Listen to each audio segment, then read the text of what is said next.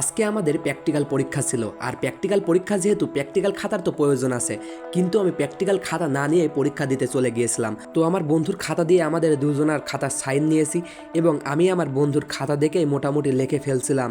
তো আসার পথে একটু রাস্তা দাঁড়িয়ে আড্ডা দিয়েছিলাম আমাদের বন্ধুদের সাথে। তো আজকে মোটামুটি কী হয়েছে সব কিছু দেখাবো, তো ভিডিওটা দেখতে থাকুন। হেই হ্যালো আসসালামু আলাইকুম, আশা করি সবাই অনেক অনেক ভালো আছেন। তো আজকে প্র্যাকটিক্যাল পরীক্ষার দিন, তো সকাল সকাল আমি আমার বাইক নিয়ে বের হয়ে গিয়েছি। তো ভাই বাইকে যাব, একা গেলে তো আর হবে না, আমার চাচাতো ভাইকে পিছনে বসায় নিয়েছি। তো বাজারে আসার পর সে তার দোকানে যাইতেছে, মানে তার পরীক্ষার কাগজপাতি তার দোকানে থুয়ে আসছে সকালবেলা, তাই তো অনেকক্ষণ রোদে আমাকে দাঁড় করায় কষ্ট দেওয়ার পর সে বান্দা তাড়াতাড়ি চলে আসছে। তো আমি সহ আরও কয়েকজনই বাইক নিয়ে গিয়েছিলাম পরীক্ষা দিতে। অনেকগুলো পোলাপানের মাঝে আমার দুলাভাই এক্সিস্ট করতেছিল। হ্যাঁ, তো ভাই শয়তানি করতে করতে আমরা আমাদের পরীক্ষার হলের সামনে চলে এসেছি। আসার পরে ভাই দেখতেছি সবাই খাতা নিয়ে এখনও লেখালেখির কাজ করতেছে। সেই ফেব্রুয়ারি মাসে লেখার কাজ দিয়েছে ভাই, এখনও এরা লেখা কমপ্লিট করতে পারে নাই। কীরকম স্টুডেন্ট বুঝতেই পারছেন। মোটামুটি বাইরে কিছুক্ষণ দাঁড়াইছিলাম, কারণ অনেক বন্ধুরাই আইছিল না এতক্ষণ ধরে। সবাই যখন আসে একজনের কাছ থেকে শুনি সে প্র্যাকটিক্যাল খাতায় আনে নাই, তো আমার একটু হাসি পাইছিল। তো একটু পরে আমার সঙ্গে স্ক্যাম হয়ে গেছে। যার খাতা না আনার কারণে আমি হেসেছিলাম, পরে দেখি ভাই আমার খাতায় আনা হয় নাই। এটা কোনো কথা ভাই? পরে ওখানকার একজন দায়িত্বরত স্যারকে সব বিষয় খুলে বললাম। স্যার বলল সমস্যা নাই, অন্যের খাতা দেখে লেখে নিও। কিন্তু আমি তো জানতাম না পরে আমার জন্য এত বড় একটা বিপদ অপেক্ষা করতেছে। তো বাইরে থেকে একটু ঘোরাঘুরি করার পর আমরা আমাদের ক্লাস সিলেক্ট করে নিলাম, মানে যে যার মতো যে সে ক্লাসে বসে পড়তেছিল আর কি। তো আমরা একটা বেঞ্চ ঠিক করে বসে পড়লাম ভাই। আমরা সবসময় ভাই ব্যাক বেঞ্চারও না ফার্স্ট বেঞ্চারও না, মাঝামাঝি বসার অভ্যাস রয়েছে আর কি। তো পরীক্ষা শুরু হয়ে গিয়েছে আর মোটামুটি সবাই ছবি তুলতেছিলাম।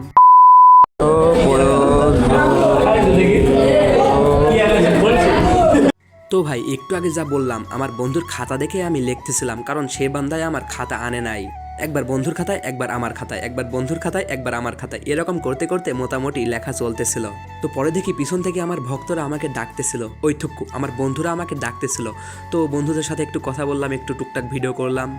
তো ভাই লিখিত পরীক্ষা শেষ হওয়ার পরে সবাই বের হয়ে যাইতেছিল ভাই, এমন চিল্লানো দিতেছিল মনে হচ্ছিল ভাই কি যেন উদ্ধার করে ফেলছে সবাই। আমি বললাম ভাই যা তোরা বাইরে যা, একটু পরে এখানে আসা লাগবে।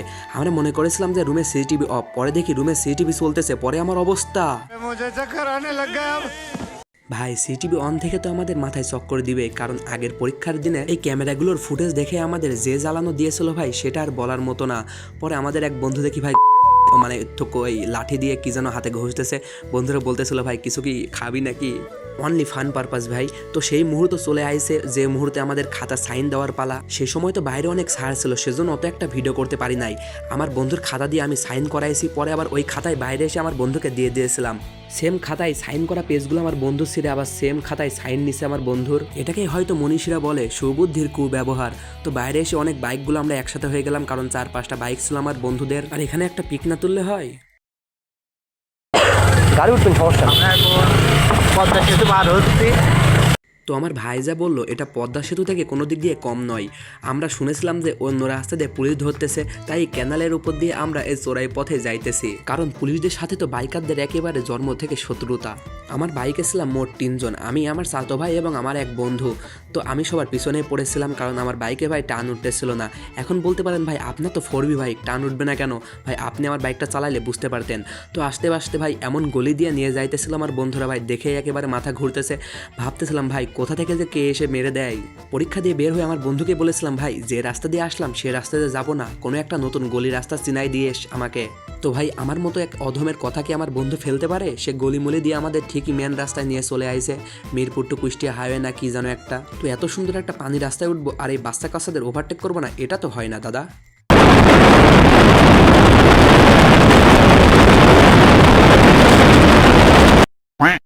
তো হাই রাস্তা থেকে নেমে আমরা জিয়া রোড দিয়ে আমাদের বাসার দিকে আইতেছি।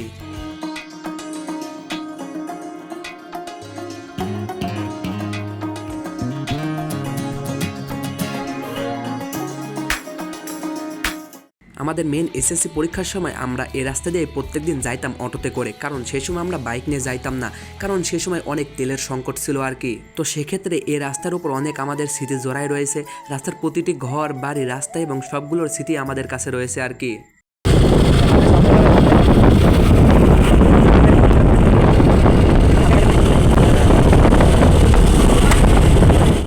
এই রাস্তায় এসে ভাবতেছিলাম আমার কাছে যদি আমার মোটোব্লগ সেট আপটা থাকতো তাহলে ভিডিও করতে একটু সুবিধা হতো আর কি। তো রাস্তার মাঝখানে একটা চায়ের টং দোকান ছিল, তো সেখানে আমরা প্ল্যান করেছিলাম যে নেমে একটু চা পানি খাবো। তো ইতিমধ্যে আমার চাচা ভাইয়ের ক্যামেরা পজিশন দেখলেন, মনে হচ্ছিল যে অ্যাকশন করেছি যে ক্যামেরা যেভাবে লাফাইতেছিল। তো সব বন্ধুগুলো একসাথে দাঁড়ায় পড়েছি এই চায়ের দোকানের সামনে, আর এখান থেকে একটু চা নাস্তা খাবো। কারণ সবাই বলতেছিল ভাই আজকে মানে বিকালের সময়, তো আজকে আমাদের পরীক্ষা ছিল দুপুর 2টার সময়। সবাই মোটামুটি বাইক থেকে নেমে চায়ের দোকানের সামনে চলে গেছে, আর আমার আগে গেলে তো হবে না, আমার সবগুলো ভিডিও ফুটেজ ক্লিপ নিতে হবে। দোকানের সামনে এসে দেখি সবাই চায়ের এবং টুকটাক নাস্তার অর্ডার দিতেছে। আমি ওই সবের ভিতর নাই, পাশে একটা শরবতের দোকান ছিল, সেখানে চলে গেছি ঠান্ডা ঠান্ডা শরবত খাইতে। আর আমার ওখানে একটা দুলাভাই দাঁড়াইছিল, তার সাথে একটু পরে পরিচয় করাই দিতাছি। ইতিমধ্যে আমাদের অর্ডারে চাটা চলে আইছে, তো আমি একটু বড় গ্লাসটাই নিলাম, কারণ ভাই সবাই একই মাপ, কিন্তু দেখতে একটু ভালো লাগবে তাই আর কি। আমাদের কেন যেন ডেকে যায় সত্যের সংগ্রামে ফোটা ফুল। এই 2 কাপ চায়ের ছবি দিয়ে আমি স্টোরি দিয়েছিলাম, সেই স্টোরি ভিডিওটাও অ্যাড করে দিলাম। বললাম না আমার দুলাভাইয়ের সঙ্গে অ্যাড করাই দিব, ইনি হচ্ছে আমার সেই বিখ্যাত দুলাভাই। তো ভাই আপনাদের একটা গোপন টেকনিক শিখিয়ে দিই, যেখানে অনেকজন বসে চা খাবেন সেখানে কোনো বড় ভাইকে খুঁজবেন বা নেতাকে খুঁজবেন। যদি কোনো বড় ভাই বা নেতা পেয়ে যান তাহলে আপনারা চায়ের বিল দেওয়া লাগবে না, সেজন্যই বললাম আর কি। আর এখানে টুকটাক সেলফি উঠে আমরা আবার রওনা দিব আমাদের বাসার উদ্দেশ্যে। তো রওনা দেওয়ার আগে গাড়িগুলোর ভিডিও করে নিচ্ছি। এটাও একটা গাড়ি, তো এটা ভাই বিদেশি গাড়ি, ভাই ইন্দোনেশিয়ান গাড়ি, আপনারা চিনবেন না, মানে চিনতে হলে ভাই কমেন্টে বলে যান, চিনাই দিবনে। তো সবাই টুকটাক বের হয়ে গেছে, আর আমি তো ভাই ভিডিও ক্লিপ নেওয়া লাগবে বলে সবার লাস্টেই বের হব। সবার পিছনে যাইতেই ভালো লাগে, কারণ সবাইকে দেখা যায় আর কি। যেই কারণে আজকে সমস্যা হয়েছিল প্র্যাকটিক্যাল খাতা, আমার বন্ধুর বাসার সামনে আমি দাঁড়িয়ে রয়েছি, আমার বন্ধুর কাছ থেকে প্র্যাকটিক্যাল খাতা নিব, কারণ সে তার বাসায় রেখে চলে গিয়েছিল। তো প্র্যাকটিক্যাল খাতাটা নিয়ে বাইরে এসে দেখি আমার দুলাভাই মুড়ির অর্ডার দিয়ে মুড়ি খাইতেছে, সাথে আমাদেরও মুড়ির অর্ডার দিয়েছে। আর বড় ভাই কিছু খাওয়াইলে না করতে হয় না কোনো দিন। তো সেখান থেকে এসে আমার ভাইকে আবার বাজারে নামাই দিলাম, কারণ সে আজকে বাসায় যাবে না, কারণ তার বাজারে কিছু কাজ আছে। তো আমি পরে একাই বাসায় চলে এসেছি। আজকের মতো বিদায়, আল্লাহ হাফেজ।